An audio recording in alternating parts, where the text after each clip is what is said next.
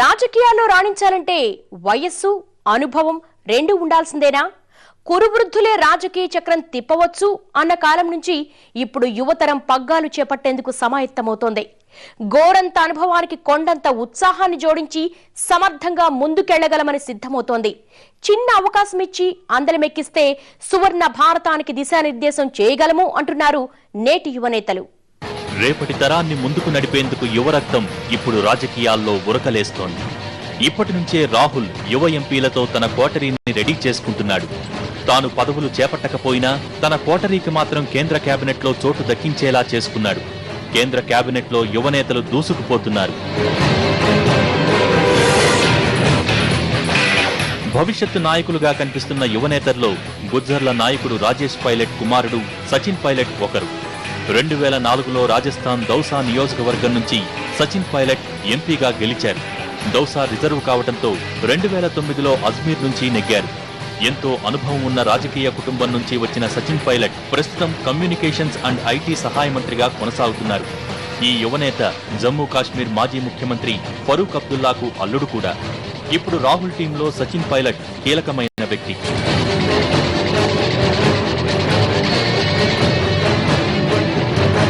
Communications and IT శాఖకు మరో సహాయ మంత్రిగా కొనసాగుతున్న యువనేత మిలింద్ దేవరా. కేంద్ర మాజీ మంత్రి మురళీ దేవరా కుమారుడే ఈ మిలింద్. రాహుల్ కోటరీలో అత్యంత సన్నిహితుడిగా పేరున్న మిలింద్ దేవరాకు పార్టీలో కీలక స్థానం లభించే అవకాశాలు మెండుగా కనిపిస్తున్నాయి. బోస్టన్ యూనివర్సిటీలో చదువుకున్న మిలింద్ రాహుల్ తరచూ చెప్పే టూల్స్ ఆఫ్ చేంజ్ లో ఒక భాగస్వామి.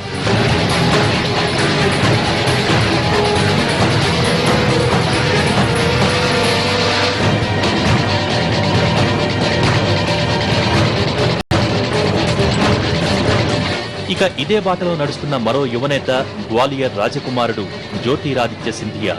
కాంగ్రెస్ సీనియర్ నేత మాధవరావు సింధియా కుమారుడైన జ్యోతిరాదిత్య హార్వర్డ్ యూనివర్సిటీ, స్టాన్ఫోర్డ్ యూనివర్సిటీలో చదువుకున్నారు. తండ్రి మరణానంతరం మధ్యప్రదేశ్లోని గుణా నియోజకవర్గం నుంచి వరుసగా 3 సార్లు ఎంపీగా ఎన్నికై కాంగ్రెస్లో చురుకైన యువనేతగా పేరు తెచ్చుకున్నారు. ప్రస్తుత కేబినెట్లో కామర్స్ అండ్ ఇండస్ట్రీ మినిస్టర్గా బాధ్యతలు కొనసాగిస్తున్నారు. రాహుల్ కోటరీలో జ్యోతిరాదిత్య కూడా కీలక నేతే.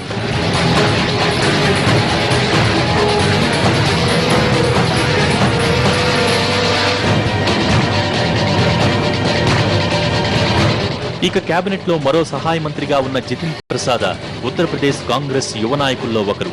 2004లో షాజహాన్పూర్ నుంచి ఎంపీగా గెలిచిన జితిన్ ప్రసాద్ ప్రస్తుతం రోడ్ ట్రాన్స్పోర్ట్ అండ్ హైవేస్ కు సహాయ మంత్రిగా ఉన్నారు. పార్టీ సీనియర్ నేత రాజీవ్ గాంధీకి ప్రధాన సలహాదారైన జితేంద్ర ప్రసాద్ వారసత్వాన్ని పుణికిపుచ్చుకున్న జితిన్ ప్రసాద్ వర్తమాన రాజకీయాల్లో కూడా దూసుకుపోతున్నారు.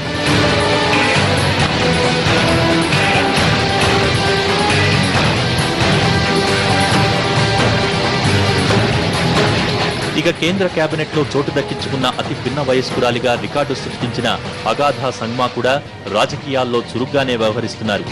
మాజీ స్పీకర్, నేషనలిస్ట్ కాంగ్రెస్ పార్టీ అధినేత పిఏ సంగ్మా కుమార్తె ఈ అగాధా సంగ్మా. వృత్తిపరంగా లాయర్ అయిన అగాధ మేఘాలయలోని తురాస్థానం నుంచి వరుసగా 2 సార్లు ఎంపీగా ఎన్నికై అనతి కాలంలోనే రూరల్ డెవలప్మెంట్ సహాయ మంత్రిగా తన ప్రతిభ నిరూపించుకున్నారు. తాజాగా తండ్రి రాష్ట్రపతి ఎన్నికల ప్రచారంలో కూడా కీలక పాత్ర పోషించారు.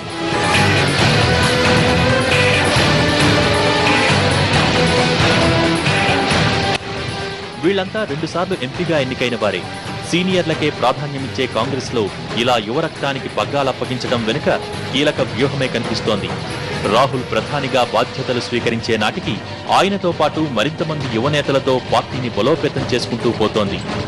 2014, 2019 ఎన్నికల కల్లా పార్టీలోని యువరక్తానికి పూర్తి స్థాయిలో బాధ్యతలు అప్పగించేలా పావులు కదుపుతోంది.